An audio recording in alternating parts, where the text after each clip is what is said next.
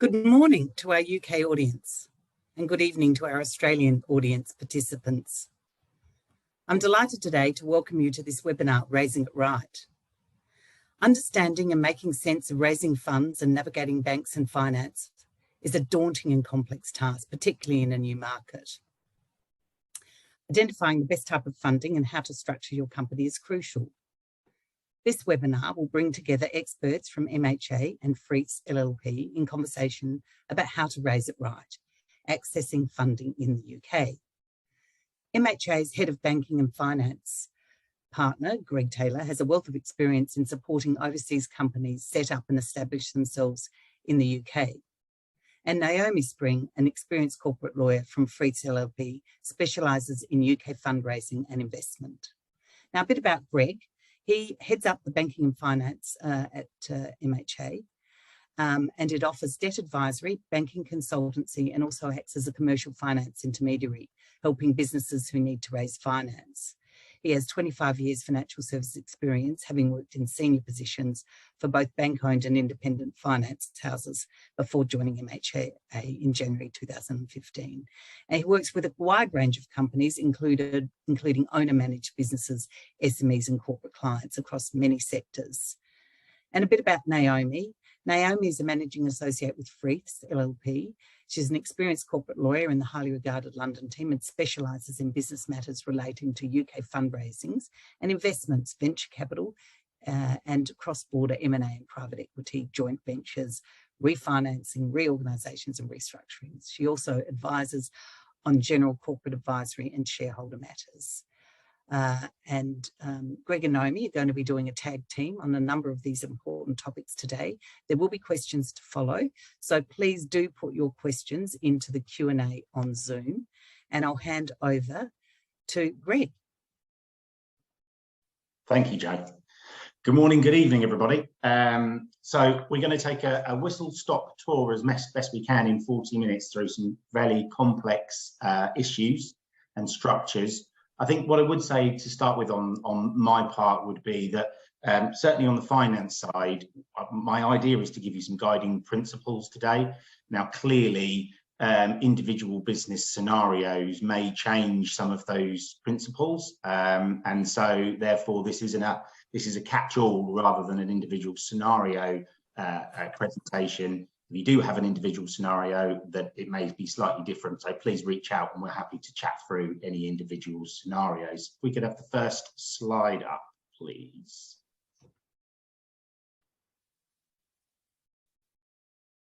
Here come the slides.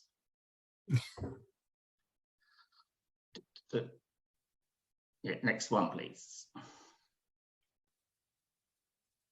So just a little bit about MHA, BTI and Freeths in a couple of slides. It just goes to show the reach that we have, the international reach that we have, 148 territories, 706 offices across a multitude of different countries and territories, as you can see. So we really can offer an international touch to the business and a one-stop shop for any business that's looking for an all-round accountancy stroke solicitors firm, professional advisory. Next slide, please. And the same with Freeths. Again, 12 offices nationwide across the UK, 161 partners, and again, a massive amount of turnover, a highly regarded solicitors practice that again, can offer top of the notch advice. Next slide, please. So I didn't want to start off on a negative note, but I think it was important that we obviously understand some of the high-level macroeconomic conditions in the UK if you are going to start a business in the UK at the moment. Obviously, clearly, lots of you already know these, but I think it's important that we just run through them. So, Bank of England monetary policy increased interest rates in December to 3.5%. That was the 9th rise in interest rates this year and takes it to the highest that it's been in 14 years. Again, there's always flip sides to these things. So obviously, interest rates at 3.5 from my point of view. I remember when I got my first mortgage, it was at 6.15. So I don't think 3.5% is particularly high, and money was very cheap beforehand. So it didn't really need to go up at some point. It was kind of inevitable. I think the issue for the UK economy has been how quickly those rises have come, particularly latterly since August. They've come quite quickly, and therefore that has caused some turbulence in the funding markets around pricing. Pricing is, difficult for financiers at the moment to price in what may happen with any future rises. I think that the good news again on that point is that from everybody that I've spoken to in the various different financiers that we deal with and banks, that we expect probably interest rates to peak at around 4 by the spring of 2023. So they're not massively going to go up anymore. So I think if you're now coming into the UK market, now is probably a good time to do it. It's not going to get any worse. If anything, hopefully by the end of the year, we should hopefully, maybe, I don't have a crystal ball, but start to come down again. So, rates are reasonable. In terms of inflation, again, 10.7%, it's high everywhere across Europe. The UK is doing better than a lot of our European neighbours in regards to inflation. And again, many economists believe that the UK has passed its inflationary peak, which is obviously artificially inflated due to the same as the rest of the world, energy prices, fuel prices, the war in Ukraine, and food and drink costs. The insolvency numbers, again, a bit of a weird one to put in, but I thought it was worth noting that there's been quite a steep increase in the number of insolvencies. Now, there's two factors at play here. Clearly, there was an issue around COVID support and the amount of debt that businesses took on during COVID. And we're starting to see, I think, some of the effect of that COVID debt, because they weren't grants, it was debt. And therefore, some of those businesses obtained loans that perhaps under normal circumstances wouldn't have been lent. And I think the other thing there is that obviously, because there was a hiatus in terms of the insolvency laws and what could happen in order to put a business into insolvency to protect jobs during the pandemic, we are seeing a bit of a sorting of the wheat from the chaff, that there were quite a few businesses, I would suspect, going into COVID that were probably on the edge, that were saved because of the debt and because of the insolvency laws. And therefore, we are seeing a bit of sorting from the wheat from the chaff at the moment. But I think also, if you're looking to come into the UK market, that may well present opportunities for you. So for acquisition, first and foremost, whether that be a share purchase or an asset purchase, but there are some decent businesses that have got some debt on that you could leave that baggage behind and pick up if you're coming into the UK market as a complementary to what you're currently doing, and get your foot in the door of the UK economy. Next slide, please. So in terms of the current market conditions, excuse me. So the latest data from UK Finance indicates a slowdown in lending. Now that's not driven by the lenders not wanting to lend. I think I wanted to again make that very clear, that there's good appetite within the lending market in the UK to want to lend to the right business. That's being mostly driven by companies that aren't tending now to take development finance for development and growth finance of their businesses, but are more tending to take it for working capital requirements. And therefore, we're seeing a slowdown, particularly in things like term lending. And as you can see from the slide, things like overdrafts and invoice finance, asset-based lending is increasing. Bank appetite remains good. Assets generally are king in the UK at the moment. So banks and other lenders like to lend against assets rather than against the balance sheet. But balance sheet lending is still available. And there's a good mix in the UK of traditional high street banks, international banks, challenger banks, fintech lenders, and alternative lending, which is obviously, fintech alternative lending was one of the saviors of the 07-08 credit crunch. And so fundamentally, there's a lender for pretty much every opportunity. It's about matching it up. It is quite a wide market, which I'll come on to when we talk a little bit more about ourselves in a short while. The next slide, please. So accessing working capital and how to access working capital. So the first thing I'd say, and you've read the first bullet point on there, and I'm sure he would say that, is please use a professional advisor. We see lots of opportunities where people haven't used a professional advisor, And again, not saying you can't do it yourselves, but there may be a better solution. There are lots of businesses out there lending money, niche lenders, for example, international banks, that aren't accessible without coming via a professional advisor, or they just may not be household names that you're aware of. And therefore, you know, coming via a professional advisor, it will save you time, it will save you money, and more often than not, you will get the best and the right facility for your business. You must have a UK bank account to receive funds from a UK lender for the initial drawdown. Sounds easy, but we'll come on to bank accounts in the UK. That's probably one of the stickiest areas that I'll cover today. It is quite hard opening a bank account in the UK at the moment for lots of different reasons. Having a UK director will make it a lot easier when you're opening a UK bank account.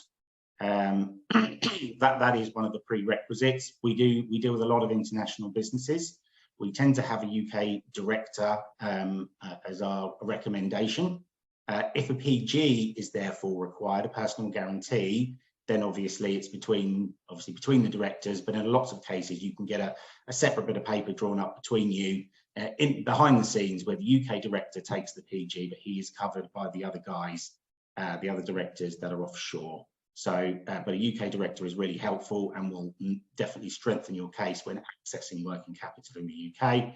Good experience and a strong track record. It doesn't have to be in the UK, it can be in Australia, it can be in the States, it can be in various other countries around the world, but having good experience and a strong track record, another business in the background for argument's sake, and again, we'll talk about using guarantees, overseas parent guarantees later on, but again, that can definitely happen.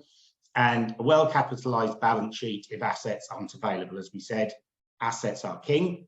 Banks and other lenders like to lend against assets in the UK. That is one of the strongest areas in which we lend. And therefore, it's always good, if you don't have that, to have a strong capitalized balance sheet to show some you've got some skin in the game. I think going back to the broker permissions, if you are going to use a professional advisor, then there are certain professional advisors with certain qualifications that I would use. So you're looking for a credit advisor that has FCA permissions for credit broking, and one that is associated with either NACFAB, the National Association of Commercial Finance Brokers, or FIBA, the Financial Intermediary and Broker Association.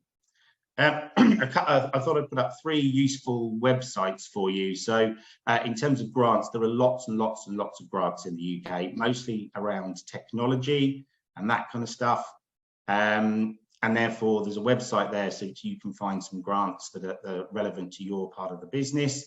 UK Export Finance, if you're importing, exporting, the purpose of UK Export Finance is to stand between you and the lender, and they will provide a government guarantee to the lender.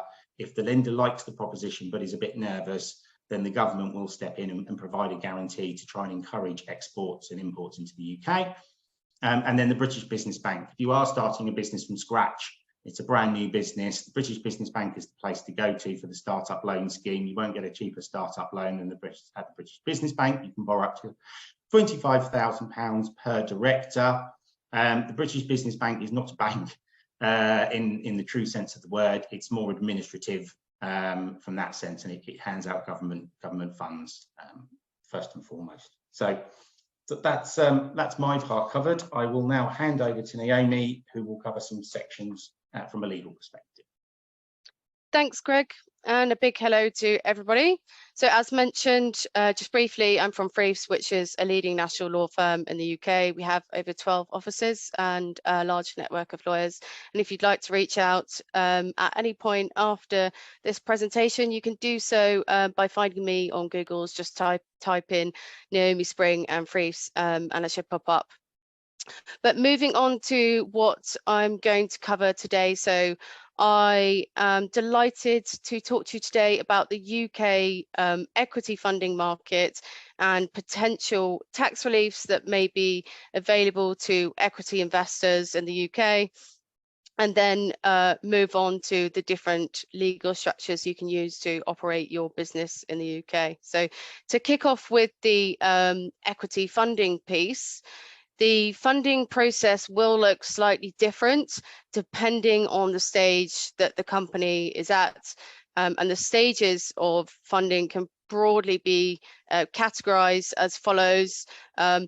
Firstly, the pre-seed funding round, which is basically money received from founders, family, friends, and high net worth individuals, so business angels. Secondly, you've got the seed funding round, which is the first official stage of funding in the UK from external investors, so typically venture capital specialists. And then finally, the more formal stages of funding are called the Series A, B, C, etc. Rounds, when you can expect involvement from more sophisticated institutional investors wishing to scale up the business towards an exit. What I would say is, if you are thinking about raising equity in the UK from external investors, then a really good place to start is the ICAEW website. That is the Institute of Chartered Accountants in England and Wales. And on the corporate finance page of the ICAEW, you can find a link to their corporate finance partners. And a lot of these partners are very well known and reputable business organizations in the UK, and their websites contain a lot of information on networking events, the latest news in funding circles, and a lot of other information and resources on equity investments. One very well-known organisation which is on that website is the British Private Equity and Venture Capital Association, or the BVCA for short, which has available to everyone as a free resource a full set of model documents for early stage investments, including a term sheet in that pack as well. So these documents are very well known and accepted in the UK market. And if you are doing an early stage investment, it is worth asking your lawyers if they will be using these model documents as their starting point, and they can be a real time saver and cost cutter. If you are familiar with the UK equity investment market already, you may have heard about a couple of tax reliefs bandied around called SEIS and EIS. So SEIS stands for Seed Enterprise Investment Scheme, and EIS stands for Enterprise Investment Scheme. And these are two early stage tax reliefs which are available to UK individual investors, which are aimed at driving investment into small and growing businesses in the UK. So these reliefs have very specific rules, so we'd always recommend talking to your UK tax advisors about them.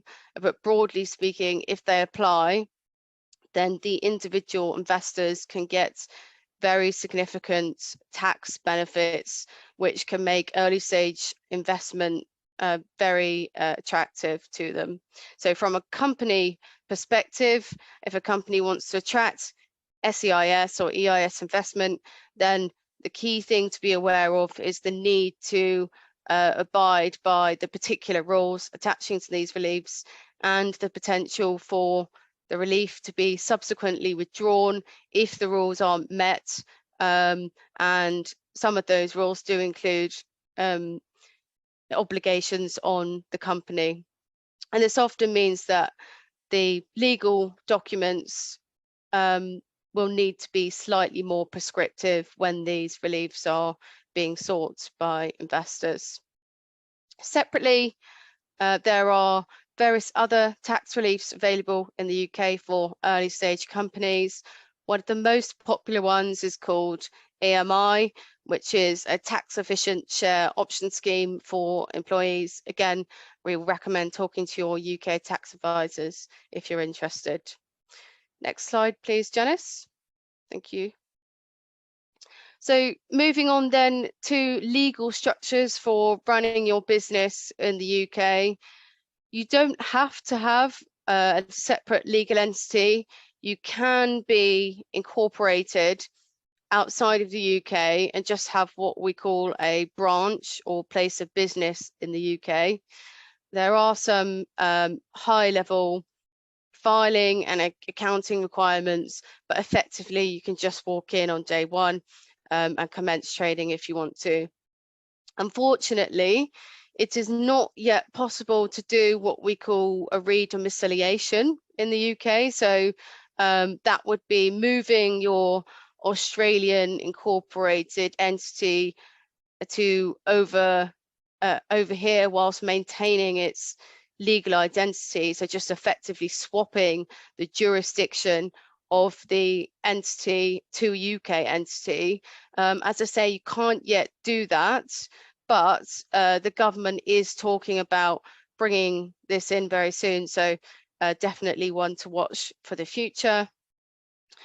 Alternatively, if you do want to go down the more formal route of setting up an entity, then you may choose to have a separate trading vehicle as a standalone entity or as perhaps a subsidiary company of an Australian or foreign parent company. And if you do want to do that, then it's pretty easy to do so. You can actually get a company set up within a day, for example, and there's only a small fee to pay at the company's registry, which is called Companies House. Next slide, please, Janice. So I've set out most of the main UK trading vehicles available on this page if you want to set up a new entity, and a comparison table of the differences between them. The most common two are the first two listed there, so companies and limited liability partnerships. And the main difference between these two vehicles is the governing constitutional documents. With companies, the main document is the articles or the bylaws, as they might be known elsewhere. And with limited liability partnerships, it's the partnership agreement.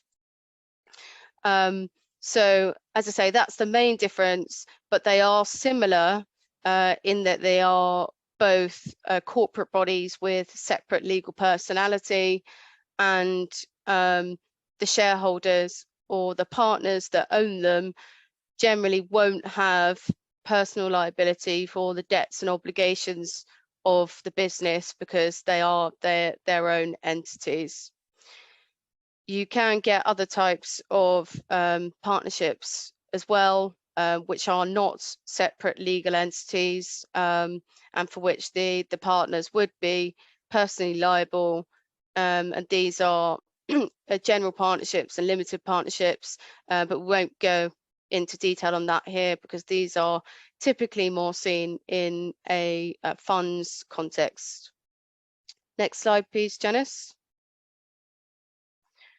Okay, so if you do choose to go with a company, then as Greg saying earlier, you do need to have at least one director.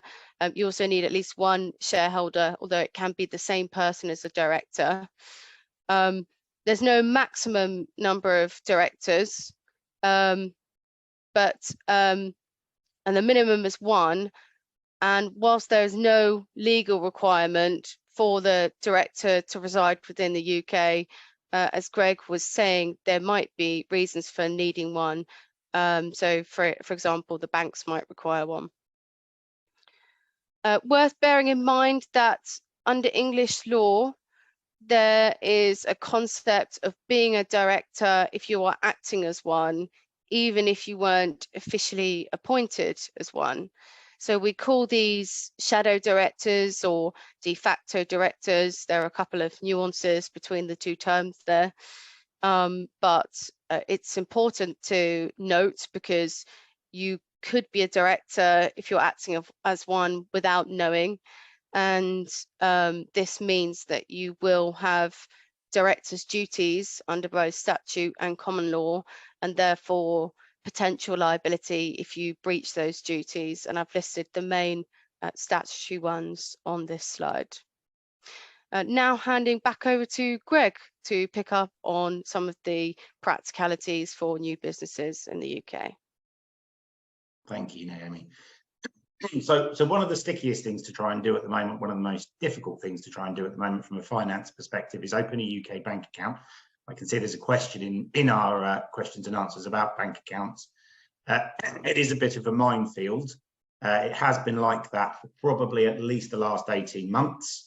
It is taking some time for UK banks to open, as in the high street banks, to open bank accounts, but there are some alternatives. So we'll go into the alternatives in a minute, but in terms of the process and what banks look at. So to open a UK bank account, you may be able to get an account without a UK director or UK employees, but you will make it much easier for yourself, again, if you do have a UK director, as with obtaining finance, or if it's just a bank account, you're not obtaining finance, at least having UK employees. In terms of the complicated structures, again, define complicated structures. If you have multiple companies across multiple jurisdictions, then, particularly if we're treading into the likes of, some offshore territories like Cayman or something along those lines, UK banks will become slightly more concerned, and complicated structures do make it harder to open bank accounts. Similarly, and again, this point comes across to both of these in terms of shareholders being in a trust. It's a red flag to many bank accounts, and ideally you should avoid it if you want to open a UK bank account. The reason for both of these, numbers 2 and 3, comes down to anti-money laundering and source of wealth in the UK, where the banks have to note down and record where the cash coming into the business, either from shareholders or who owns the business and where their wealth comes from. And it's much harder to track that back if we're going through complicated structures, shareholders being into a trust, etc., etc. Now, there is always an exception to the rule, as I said at the start, and in this case, my caveat on 2 and 3 would be that clearly the turnover within your business that is going to be going through in the UK or is going through in Australia at the moment, and any cash deposits that may be leveraged into the bank will have an effect.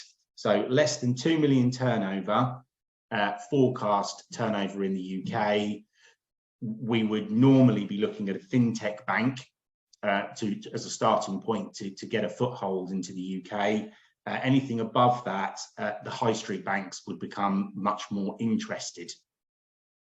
Point number 4, a well-established and profitable business in Australia is key. Also, a bank will want to know the rationale and story behind why the UK bank account is required.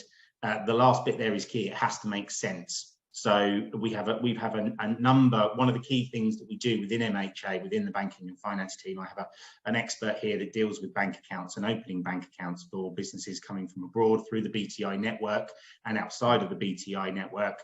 And we get lots of requests for bank accounts. And when we're asked why you want the bank account in the UK, we get told it's for tax purposes. It's not going to fly, I'm afraid.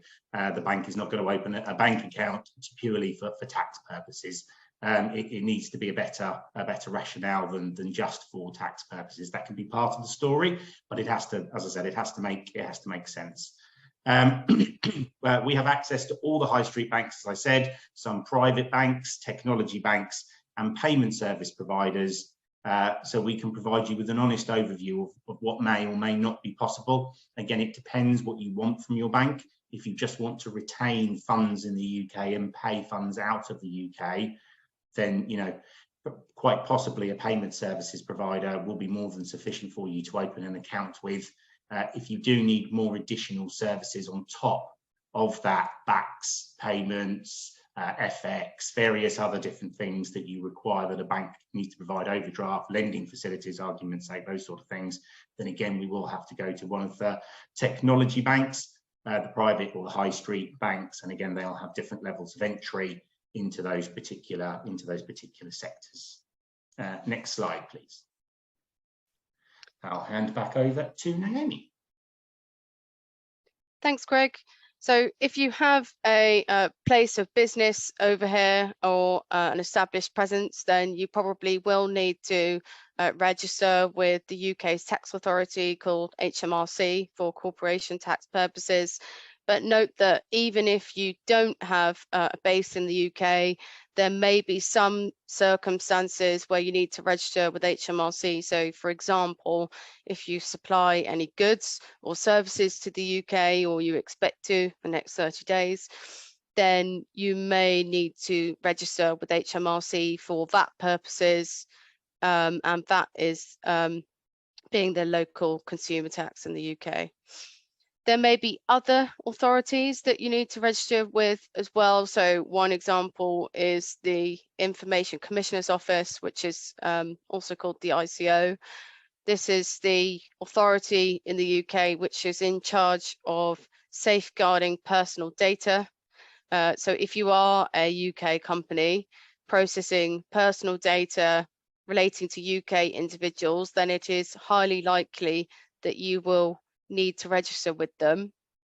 When it comes to foreign companies, the legislation actually doesn't specify and is very unclear, but if you are a data heavy company that is again controlling UK personal data, then there may well be a case for registering. And if you'd like to know more about any of that, then I'd be happy to put you in touch with one of our data protection specialists at Freeps.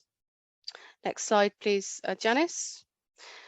So moving on now to the final piece of the presentation, which is the challenges and potential barriers to entry. And there are lots of different areas that we could cover here, depending on the sector that we're talking about.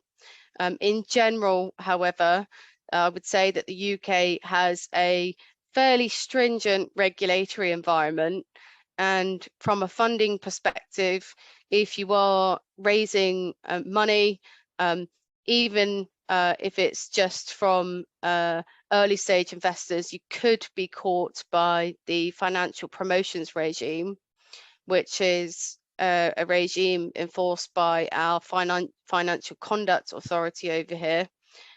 Even if you are just sort of taking steps to persuade somebody to invest by putting out a slide deck with particular details. And therefore, we always recommend, again, talking to your UK advisors to see if you could fall within this and how you could deal with it if so, or how to avoid it altogether. Lastly, on this slide, it would be wrong not to mention it, but Brexit.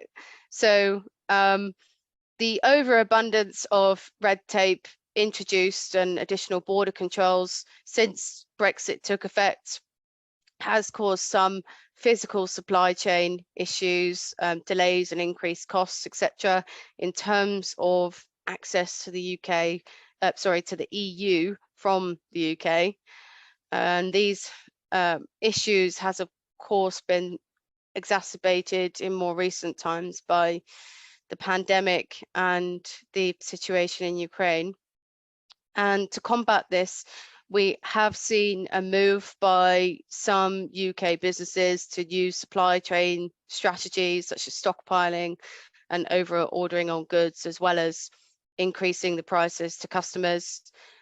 However, what I would say is that the EU remains the UK's main trading partner for both imports and exports, and actually exports have dropped significantly less than imports into the UK from the EU since Brexit, which suggests that trading outwards to the EU is still strong. Handing back to Greg now for the final slide. Thanks, Naomi.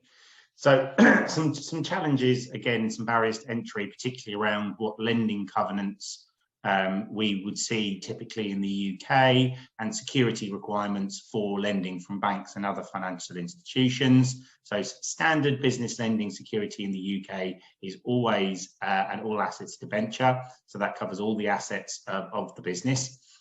So a fixed and floating charge effectively, so debtors, chairs, tables, anything else that the business effectively owns, IP, would be covered under that debenture. And then personal guarantees / short form indemnities. So a personal guarantee normally and clearly has a monetary value attached to it. A short form indemnity does not necessarily. A short form indemnity means that providing you don't commit fraud or something along those lines, should the business fail, you can just walk away and the lender will pick up the pieces and work out what they're going to do to reclaim their funds. But if it's found that you have done something that is nefarious, then the short form indemnity would kick in. Clearly, as we've said in one of the previous slides when we were access to funding, taking director guarantees from non-UK directors is tricky in the UK for most SME lending. Once we get above SME lending and we're getting into corporate lending, then obviously we have much stronger financial institutions that are more technically advanced and have bigger legal departments, etc., and therefore cross-border lending into multiple jurisdictions is not a particular issue, and guarantees from anywhere in the world pretty much can be obtained and accepted. Can you use your overseas parent company or Australian company as a guarantor? Yes, you can. But again, as a lot of what I've said, the overall proposition from a lending perspective needs to make sense and it needs to stack up. Really, using your parent company as a guarantor is the cherry on the cake for any lender. It isn't going to fundamentally make the difference between whether the lending is granted or not. But in my view, it may make a difference between what rate you get on the lending. It may make the proposition more sweet for the lender, and therefore they may be in a position on the risk curve to grant you a better risk reward rate on that basis. And then just finally, I thought it's worth having some standard covenants. I guess they're pretty similar around the world from what I've seen, but there are a few that may be particular to the UK. So CFADs, cash flow available for debt service. That is a particular one that is used by a number of the high street banks, particularly in the UK. It's actually the one that I don't like the most, to be honest with you. So there's a number of bits that go into that calculation, and one of the sort of the traps with that particular clause, or that particular covenant, if you like, is that it only affects the working capital movements in the last 12 months. That's what it looks at, and there has to be sufficient cash flow within that to service the debt. So cash in bank. So we had a business recently that had a lot of cash in the bank, a lot of reserves they built up over a long period of time. They could have serviced the debt 3 or 4 times over. That wouldn't be included in the CFADs covenant. Only the working capital movements over 12 months would be included within that CFADs covenant. An EBITDA covenant, so earnings before interest, taxes, depreciation and amortization, and that's used as an indicator in the UK of overall profitability of a business. And usually a bank or another lender would require a minimum level of EBITDA to be maintained, as a must to be maintained.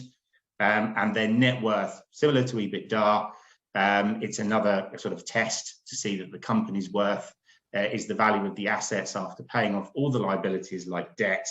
And it is different. Please note that the net worth is different from the market value of the company or market capitalization. And again, a minimum level of net worth is normally required, particularly in any substantial lending where we're lending, more than £500,000. Usually 1, 2 or 3 of those covenants will be included. Again, we can advise on all of those and provide guidance for you in an individual circumstances. But it's always worth checking your legal documents for your lending. I'm always amazed at the number of clients that have just signed them and then not quite sure exactly what covenants the bank have put in. And obviously, you need to make sure that you can meet those particular covenants. And I think that comes to the end of the formal part of the presentation, and we can move on to questions, Jane.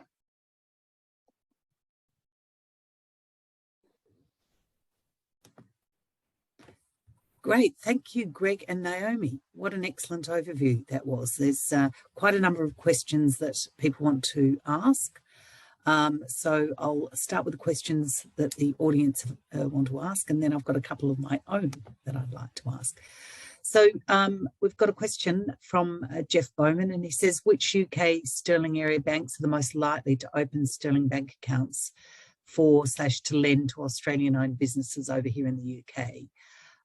As an Australian CA doing UK Australian international tax in London for 35 years, this is a very difficult issue for clients.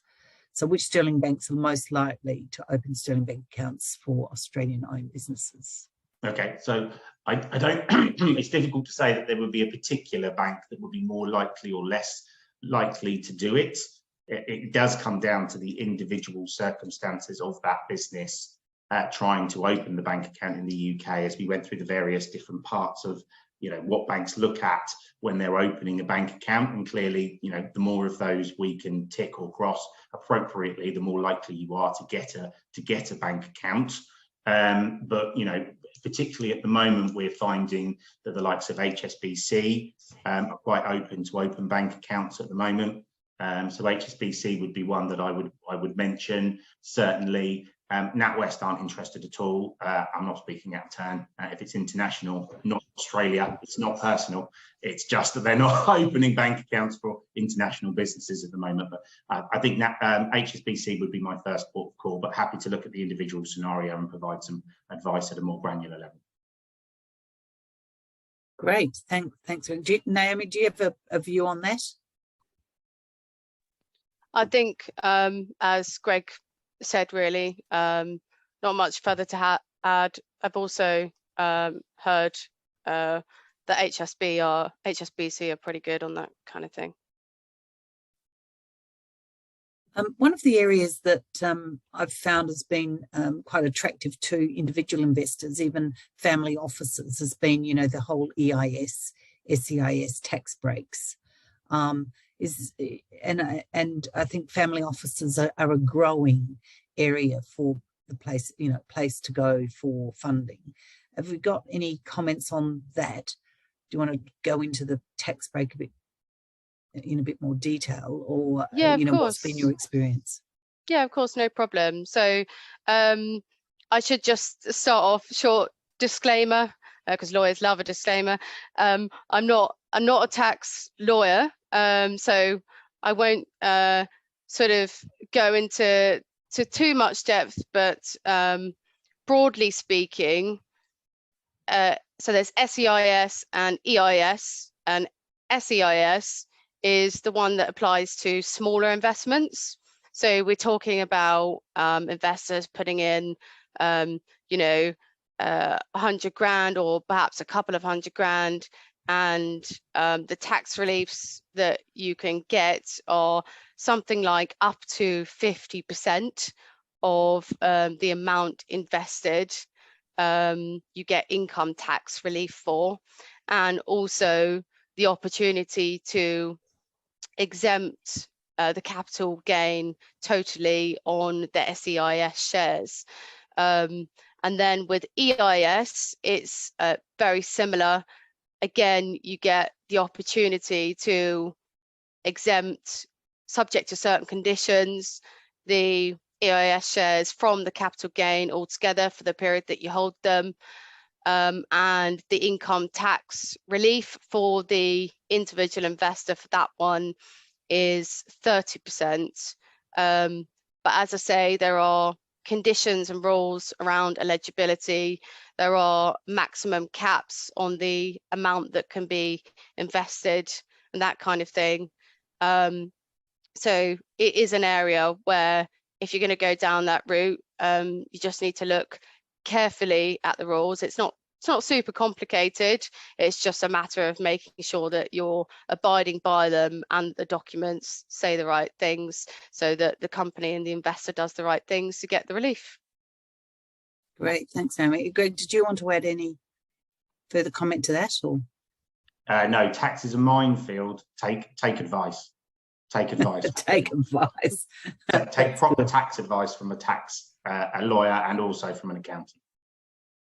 Great. Although it is it's an increasingly attractive way of raising funds, so it's definitely worth. It is. Yeah, and again, there's particular sectors, particularly for EIS, where EIS applies, and there are other industry sectors where EIS doesn't apply. So again, you need to do your homework before you venture out. Yeah.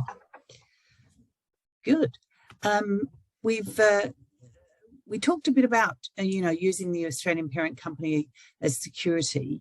So just a question again, can I use, just maybe reiterate that point, can I use the Australian parent company as security, and will that help on the success of my application? Yes, you can. Obviously depends on the strength of the Australian parent company, but yes, you can use it as security. My overriding view, as I think I said in the presentation, is will it make the difference to the loan or the debt being granted or not being granted? No, I don't think it does. But ultimately, it may make a difference to the rates that you're charged, the interest rate that you're charged for those funds, and therefore, it's worth putting it in. Also adds obviously another layer of protection for you as well. So if you're a personal guarantor and you've got the Australian parent company in as a guarantor as well, then clearly you're going to add, helping to protect yourself as well as secure the lending. Great, thank you. Anthony Lillyman. He hasn't got a question, but he's got a tip. You might want to comment on it. And he says, for startups and small businesses, if you have to give a director's guarantee, UK entity, to get a loan, then there's some reasonably priced director's guarantee insurance products. And what's your thought about looking at them to decrease your exposure? Okay, so my honest view is, yes, they work. They do work, but they don't kick into the full value on day one. They tend to build up over a period of time. You also have to provide, as you would with a bank loan or guarantee, a pack of information on a monthly or quarterly basis. And therefore, as with any insurance product, if they see it going the wrong way, they're going to start to withdraw the insurance. So where it really helps is if you get that big bang effect, so your main debtor goes bust and the company just suddenly disappears out of nowhere, they will protect you. But if it's a slow decline over a period of time, unfortunately, as with all insurance, it's going to start to be removed. So that they are worth looking at, but it isn't a silver bullet. Great, thank you. Matty Ball has said that they are a UK company newly trading in Australia, and they'd like to know, is there a funding or seminar the other way from UK going into Australia? So that would really, I suppose the question there is, what links do you have the other way to assist people that want to go from the UK to Australia? There's the chamber, so I guess you could advise on what you've got there. But equally, we've got member firms from an MHA perspective, Pitcher Partners in Australia, and they would be more than happy to, they've got a similar person to myself in their particular practice, and they'd be more than happy to advise to Matty on that particular subject and pick up his individual case. Yeah, it's the same at Freeves as well. We've got a number of best friend firms around the world, and we are a member of the Baker Tilly network. And we can easily, reach out to our friends and colleagues in those other jurisdictions to help take any query forward on that respect. Great. It's a question arising out of your comments about securing a UK director, and it's more of an opinion piece, I think. So what, in your opinion, do you think makes a good UK director? I mean, if you don't know many people in the UK and you're thinking, well, where do I start to find a good UK director? Have you got some thoughts on, what type of qualities, etc., that companies should be looking for a UK director? And particularly when they don't have contacts in, those kinds of contacts in the UK. So there's a number of places you can go. So the FD Centre would be a place that you could go, and again, they have various contacts, and they can act as UK directors for you if you want them to. It comes at a cost, but clearly, they've been vetted and various other bits and pieces. So, and again, they'll have contacts that you can reach out to. We've got various contacts that will come in as directors as well, whether that be as FDs, whatever the case may be, that are looking for positions. but and clearly the same as bringing any employee, so to speak, on board, obviously a director as an employee necessarily, but you know, you're going to be looking for somebody with ideally experience in their field, somebody that understands the market that you're wanting to work in, both the sector and the jurisdiction, and then any other qualities that you feel that you would require on top of that, depending upon what the particular role is. Obviously, there's lots of different sort of brands or flavors of directors, whether it's a sales director or a finance director or a commercial director, or if you're in America, a vice president. So you know, it really depends what you're looking for, I think. Naomi, did you want to comment on that, or? Yeah, one thing just to flag is the roles on corporate directors. So the rules around this are being tightened. I know in other jurisdictions you can have just a single corporate director on the board, but over here, I think the current position is that if you have a corporate director, you've got to have real directors on the board as well. And I know that the government has been looking at this recently. So just one to be aware of. And as we were saying earlier as well, for practical reasons, it's obviously easier that director resides in the UK themselves. Good. And Greg, you talked about, you know, you're seeing some acquisitions just from your experience at MHA. What are you seeing? Any particular sectors making more acquisitions? Are you seeing more activity, you know, in one sector or another sector? What can you comment on there? Yeah, so we're seeing it across the board. Clearly, there's you know, the areas that have been most affected by COVID, so hospitality, leisure, that kind of stuff. There's some good opportunities there. I would say also in terms of the construction industry, again, there's some good opportunities in that particular sector. But we're also seeing some very big beasts selling off some parts of their business as well.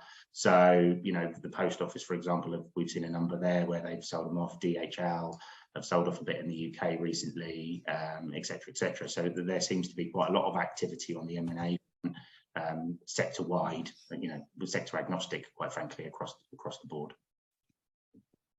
Yeah, I'd agree with Greg on that one, particularly in the private equity arena. Activity, M&A activity remains strong across the board. Private equity investors obviously have good access to different types of funding. So as I say, generally sector agnostic, but outside of that, in terms of trade, M&A, the sectors that are probably most prominent still are things like tech, and ones where possibly a slight decrease in activity, although some people are saying just a tail off from COVID, are retail and real estate. That's very helpful to know. One thing earlier was a question about you said you could set up a branch or an establishment and not necessarily have to have a company. Do you think that makes it easier or less easy to secure a bank account? I mean, are the banks looking for really companies, or it doesn't really matter? Yes, companies. That's nice and easy. Yes, companies. Yeah, branch isn't going to fly. Yeah, they want ideally limited companies or limited liability partnerships is the two main areas, which, you know, PLCs, LLPs or LTDs is really what we're talking about. Okay, great. All right, well, we're coming to a close of the webinar. Thank you so much, Greg and Naomi. It's been very, very helpful. Of course, you might like to just say a couple of words, Greg and Naomi, to sort of sum up, you know, what are your quick hot tips for setting up in the UK? So we'll start with Naomi first. Hot tips. Thanks very much. So on the equity funding front, hot tips are: go to the ICAEW website, have a look at their corporate funding page. You can get a lot of further information from there. BVCA really, really good place for model documents, although make sure you discuss them with your lawyer. If you're looking to attract SEIS and EIS investment, then be sure to make sure that you're in the right sector and abiding by the rules.